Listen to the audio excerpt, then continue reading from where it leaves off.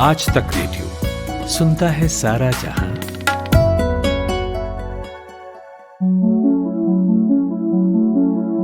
बाढ़ एक अंतहीन त्रासदी की तरह है। हर साल बाढ़ की चपेट में आकर हजारों गांव तबाह हो जाते हैं, लाखों लोग अपनी पुश्तैनी जगह से उजड़ जाते हैं, कई जिंदगियां ये बाढ़ ली लेती है। लेकिन सिर्फ भारत ही नहीं, दुनिया के कई देश बाढ़ की मार झेलते हैं। तो आज हम बाढ़ के बारे में जानेंगे कि कब से इसकी शुरुआत हुई, क्यों बाढ़ आती है और क्या है इससे बचाव के उपाय। राजनीतिक मुद्दा क्यों नहीं बन पाती बाढ़, इस पर भी बात होगी। मैं हूं अमन गुप्ता और इस चर्चा में आज हमारे साथ हैं बाढ़ मुक्ति अभियान के संयोजक और जल से उपजने वाली समस्याओं के विशेषज्ञ डॉक्टर दिनेश कुमार मिश्र। दिनेश जी 1968 में IIT खड़गपुर से इंजीनियरिंग में ग्रेजुएट हुए।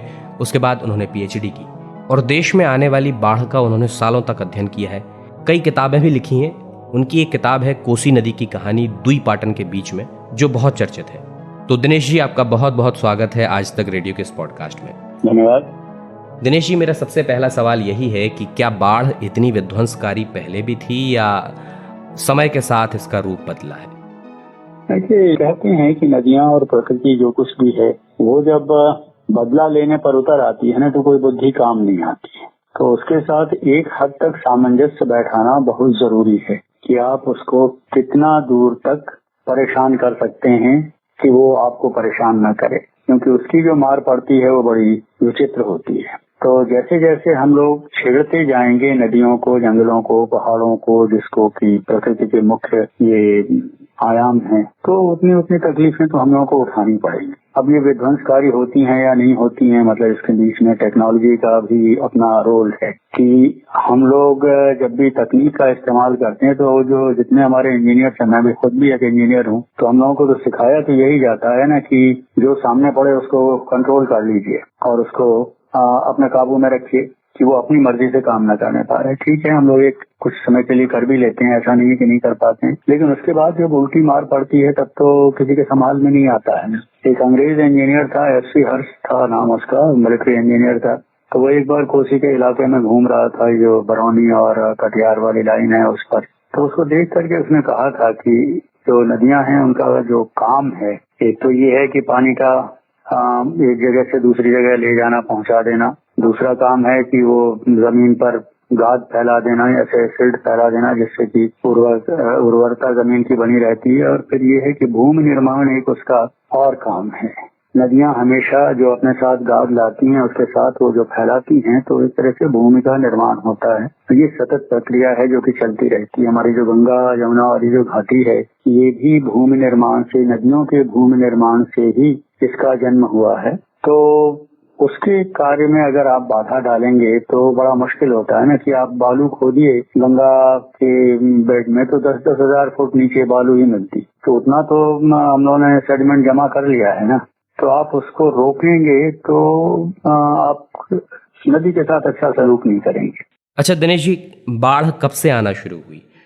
इतिहास क्या है इसका? और जो पहले के लोग थे यानी हमारे पूर्वज थे, वो इससे कैसे निपटते थे?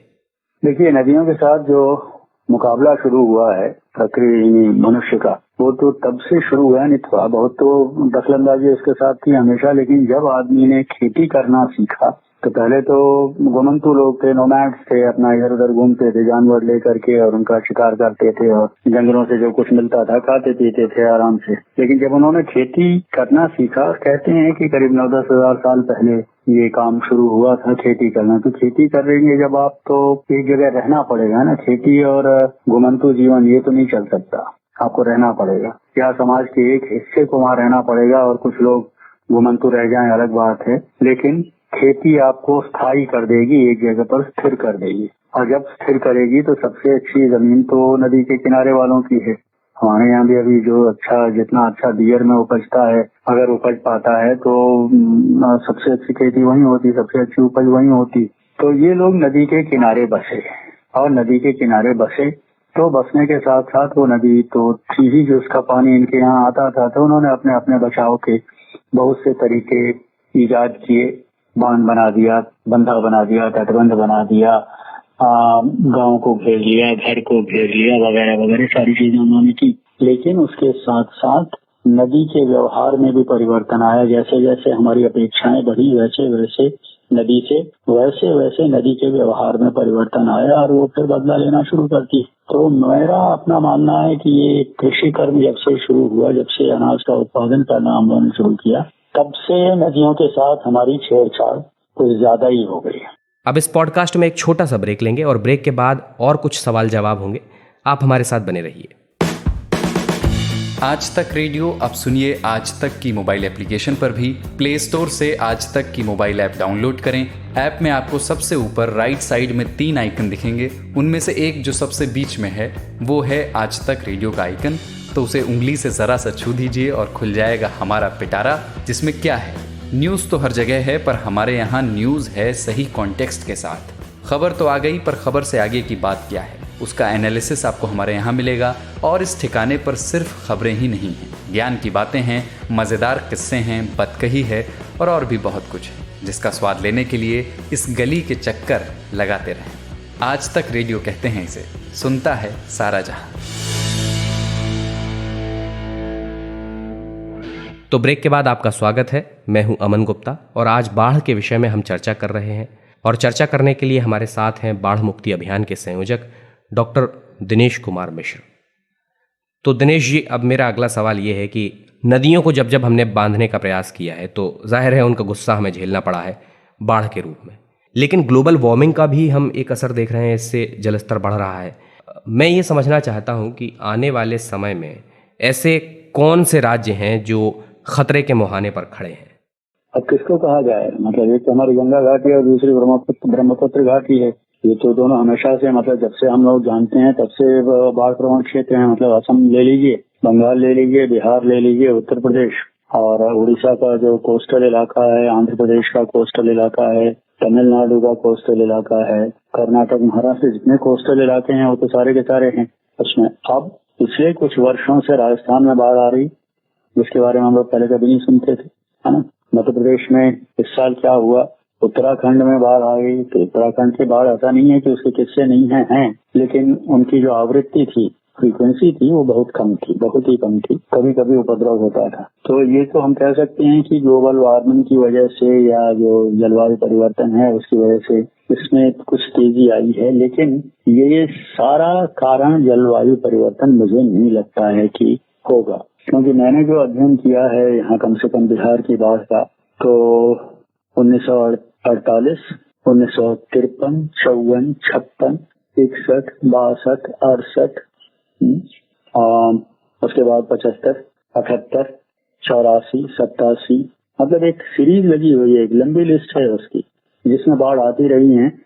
और वो किसी भी मायने में आज की बाढ़ से कम नहीं थी, उनका वेग उतना ही था। जी, मैं सिर्फ इतना ही कहना चाहता हूँ कि हर चीज को, इस तरह की त्रासदी को सीधा जलवायु परिवर्तन के नाम पर बुक कर देना, उससे मेरी सहमति नहीं है।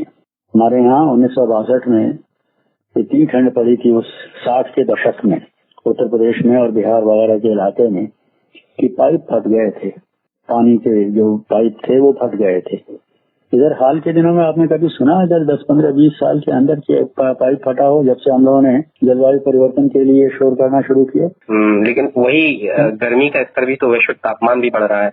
यहाँ तापमान बढ़ रहा है, सब कुछ हो रहा है, सब कुछ हो रहा है, लेकिन ये कह देना कि जलवायु परिवर्तन की वजह से हो रहा है, ऐसा पहले कभी नहीं हुआ। तो ऐसा पहले कभी नहीं हुआ, ये अज्ञान का द्योतक है। आप नहीं जानते किसी को, मतलब आप देखिए आजकल जो भी समाचार पत्रों में छपता है या रेडियो पर, टीवी पर आता है कि ऐसी बाढ़ बिहार में कभी नहीं आई, ऐसी बाढ़ मध्य प्रदेश में कभी नहीं आई। आज जो बाढ़ आ रही है, मैं समझता हूँ कि अगर हम 1956 की बिहार की बाढ़ या 1987 और 84 की बाढ़ के बारे में बात करें तो वैसी भयंकर बाढ़ तो आई ही नहीं अभी तक। लेकिन क्योंकि हम इतिहास नहीं जानते इसलिए तुरंत बोल देते हैं। अच्छा, पब्लिक को भी सूट करता है, सबको अच्छा लगता है, क्योंकि उसके साथ मामला रिलीफ का जुड़ा हुआ है। अगर हम उसको समझा ले जाते हैं तो फिर रिलीफ बांटने के लिए जिम्मा लेंगे, और रिलीफ बांटने का काम तो हर कोई करता है। वहां से राजनीति शुरू होती है। जैसे बहुत सी बातें हैं जिस पर इतनी सहजता से कह देना कि सिर्फ जलवायु परिवर्तन के नाम से हो रहा है, मेरी उससे सहमति नहीं है, और भी बहुत कुछ हो रहा है।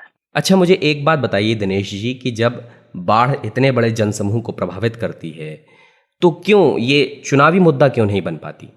चुनावी मुद्दा देखिए नहीं बनता है, हम लोगों ने भी बहुत से प्रयास किए, बहुत से पर्चे बांटे, बहुत सी गोष्ठियां मीटिंग की, लेकिन जो चुनाव होता है वो कभी भी इस मुद्दे पर नहीं होता है। पॉलिटिशियंस को पता है कि पब्लिक क्या सुनना चाहती है और वो वही सुनाते हैं, और उस रॉ में फिर सब लोग बहते हैं। तो ये तो चुनावी मुद्दा हमको नहीं लगता है कि कभी बनेगा। हमारे यहाँ एक बड़ी जबरदस्त त्रासदी हुई थी 2008 में, जबकि कोसी का बांध कुसाल में टूट गया था और बहुत जबरदस्त तबाही हुई थी। उसमें करीब 1167 गांव उसकी चपेट में आ गए थे और करीब 5 जिलों के 35 प्रखंडों के गांव परेशान हुए थे। तो आमतौर पर लगता था कि जो शासक पार्टी है उसके खिलाफ लोग खड़े हो जाएंगे, कोई नहीं खड़ा हुआ। उसके 1 साल बाद इलेक्शन हुआ, उसमें सारी पार्टी जो थी, जो शासक पार्टी थी, वो 5 सीट जीती उस लोकसभा की, जो कि प्रभावित थी उस वक्त। तो हम लोगों ने बहुत लोगों से बात की कि भाई क्या हुआ, आप लोगों ने ये चुनाव में आपको क्यों इस तरह से उसके नतीजे इस तरह से आए। बोले साहब देखिए, ये पहला मौका था कि जब सरकार हमारे साथ खड़ी थी, तो इसलिए हम सरकार के विरुद्ध तो नहीं जा सकते थे। 2005 में हमारे यहाँ डिजास्टर मैनेजमेंट एक्ट बना और उसमें राहत देने का प्रोग्राम तय हुआ कि आपका एंटाइटलमेंट होता है इतना रिलीफ पाने के लिए, और वो बांध टूट गया तो सरकार ने वो सारा उसका प्रोविजन कर दिया जो डिजास्टर मैनेजमेंट एक्ट में था। तो लोगों को लगा ये तो बहुत अच्छा हुआ। अब उसके बाद से लगातार वही हो रहा है, रिलीफ बट रही। उसके पहले भी बढ़ती थी, आज भी बढ़ती है और भविष्य में भी बढ़ेगी। जुड़ा हुआ है मामला उसका मासिस का।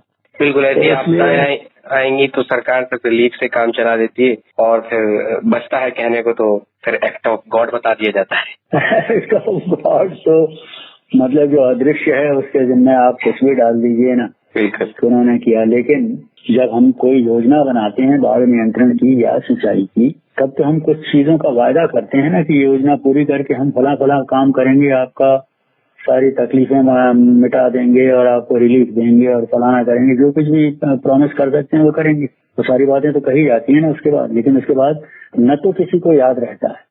मैंने बताया ना आपको, किसी को जैसे बिहार की बात करें तो न किसी को अब 53 याद है, न 54 याद है, न 48 याद है, न 68 याद है, कुछ भी याद नहीं है। उसको सिर्फ इतना ही याद है कि इस साल सबसे बड़ी बाढ़ आई, इस साल जैसा हुआ वैसा कभी नहीं हुआ। और फिर उसका वो एक रॉ में आ जाते हैं लोग, तो चलता है उसके साथ बनता है। तो ये एक बड़ा अजीब सा मसला है चुनाव में। तो मुझे नहीं लगता है कि अगर कहीं लोग जागरूक हुए तो एक आध कंस्टिट्यूएंसी में हो जाएगा कि लोग इस पर सवाल उठाएं। वोट नहीं देंगे, सवाल उठाएंगे खाली। और सवाल से बचना तो बड़ा आसान है ना, पॉलिटिशियंस के लिए तो बहुत ही आसान है। वो तो सीधा कह करके निकल जाते हैं कि हम तो लेमैन है, हमको इंजीनियरिंग के बारे में क्या मालूम है, हमको बाढ़ रोकने के बारे में क्या मालूम है, कैसे फ्लड कंट्रोल करते हैं वो तो हमने किया नहीं, कभी सोचा नहीं।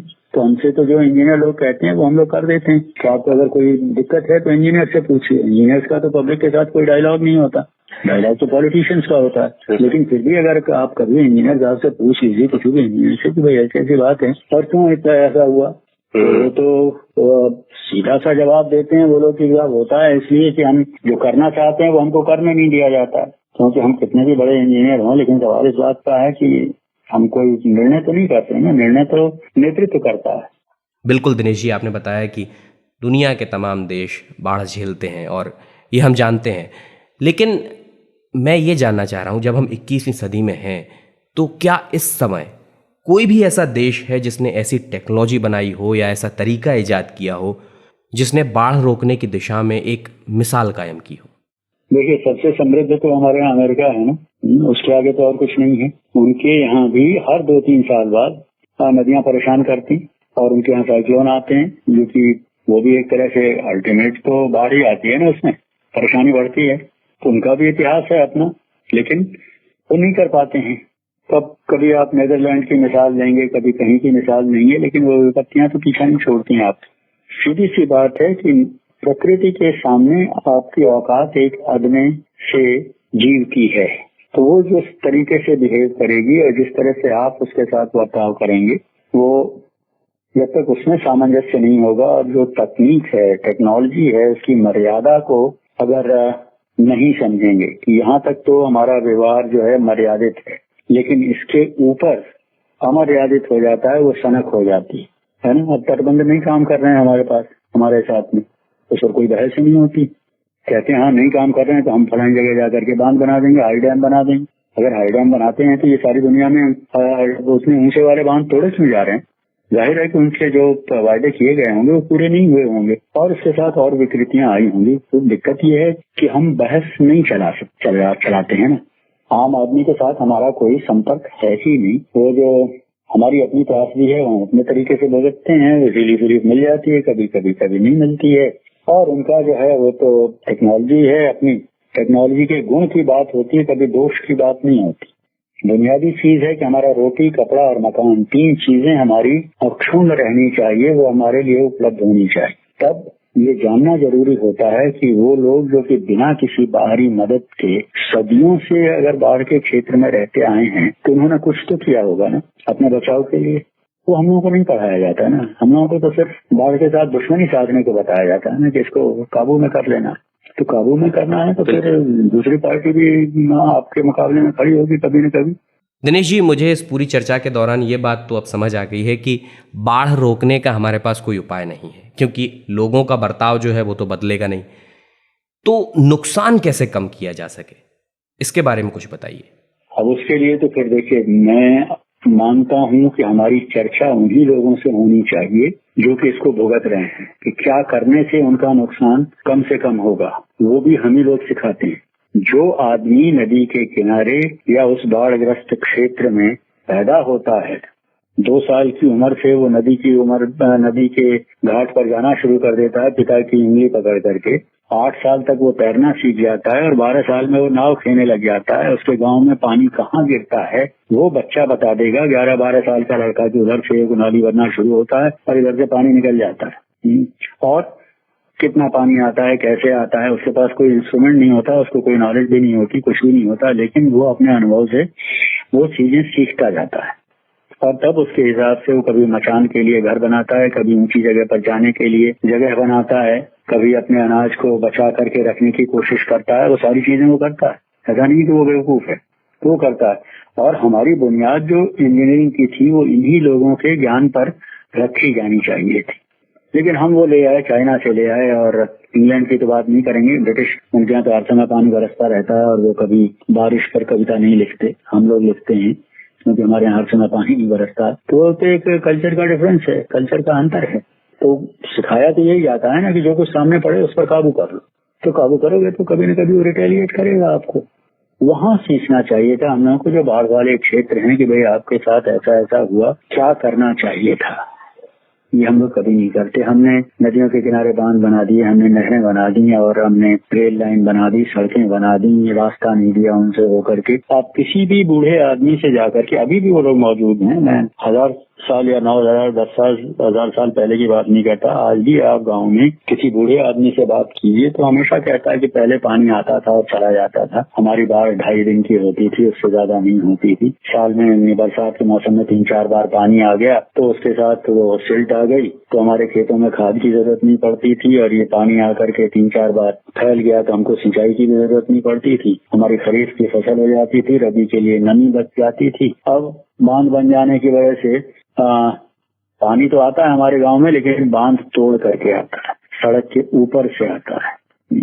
तो वो कहते हैं कि इस स्थिति को संभालना हमारे लिए मुश्किल हो जाता है। हमारी जो बाढ़ थी दिल्ली की तरह से आती थी, अब वो बाघ की तरह से आती है। तो दिल्ली का क्या करना है हमको पता था, लेकिन बाघ का क्या करना है वो तो हमको नहीं मालूम। तो फिर जो बाघ बनाएगा उसको वही कुछ करेगा ना, तभी तो हम बच पाएंगे।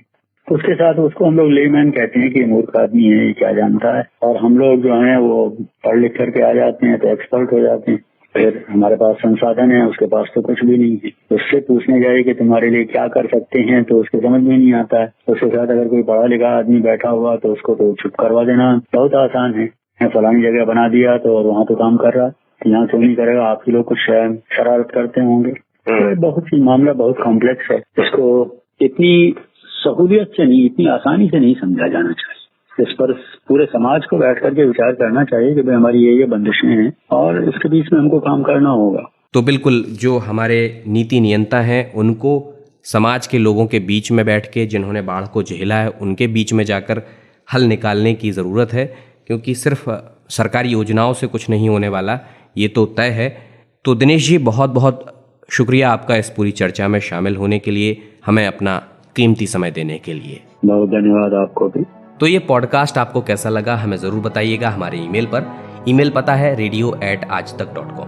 आप चाहें तो हमें टॉपिक भी सुझा सकते हैं कि अगला पॉडकास्ट आपको किस विषय पर चाहिए, क्या जानकारी आप चाहते हैं। हम उस पर एक्सपर्ट खोजकर इत्मीनान से चर्चा करेंगे। और हाँ, अगर आपने अब तक हमें सोशल मीडिया पर फॉलो नहीं किया है तो आप जाइए फेसबुक, ट्विटर, इंस्टाग्राम, यूट्यूब और यहाँ तक कि टेलीग्राम पर भी हमें सब जगह जाकर आप हमें फॉलो कीजिए ताकि आपको हर अपडेट आज तक रेडियो से जुड़ा मिलता रहे। तो अब इजाजत चाहूंगा। अमन गुप्ता के साथ थे आप। नमस्कार।